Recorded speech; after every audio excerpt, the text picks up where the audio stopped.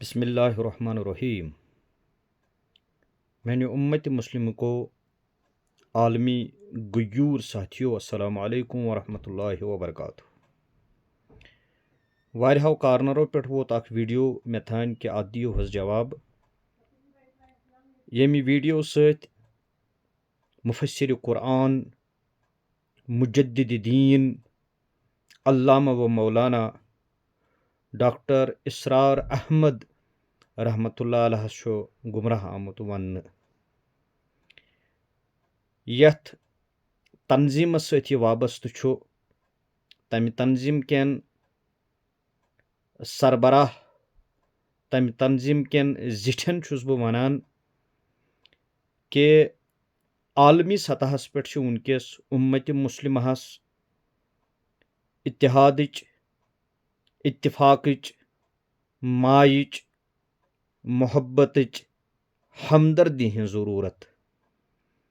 अमि सात छन यिछ कथ करान कि यम सत आलम केन मुसलमान नौजवानन हिंद दिल मजरूह गसन। तो बहुस वनान यह कम तान साजिश हुंद हिस्स यम सत यह उम्मतस मज फितन तुलान फसाद तुलान इंतशार तुलान मुतनफिर करान यीन यमो चीज़ों निश बाज। तो बेय छुस बह अमि तंजीम केन जिठन यह यछान वनुन कि तुवा यिथ नफर पैदा कर्मित तुवा यिथ इंसान तैयार कर्मित किन यमन छु जहनी सतह अमि आय तुह करो यह वाजह। तुह छो पान वारियाह कुर्बानी दिसमच तो तिमन छि यिथ लुख आब षानान यिथ लुख तबाहो बर्बाद उम्मतस करने खतर वथान। तो यिथन लुकन खिलाफ गसे तंजीमी सतहस पे ते अवामी सतहस पे ते एडमिनिस्ट्रेशन सतहस पे ते सख्त से सख्त कार्रवाई करने।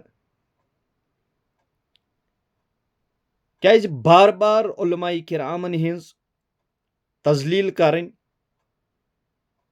इंतशार तुलन इफ्तिराक करुन उम्मतुक नौजवान मुतनफिर करुन अत इंतहाई मजम्मत करान। बेय वनान यह काबिल मजम्मत योत कि यह काबिल अफसोस ते और काबिल सजा ते। अमि तंजीम केन जिठन छुस बह वनान कि अगर यह तुहंद तंजीमुक फर्द छु तो अमिस गई लगाम लगावन क्या वनकस नाजुक मोडस पे उम्मत मुस्लिमा। अगर यह तुहंद तंजीमुक फर्द छुन कह तेल गसे वाजह पे प्रेस नोट युन दिन उम्मतस वाजह करुन कि नसा छुन सानि तंजीमुक फर्द कह।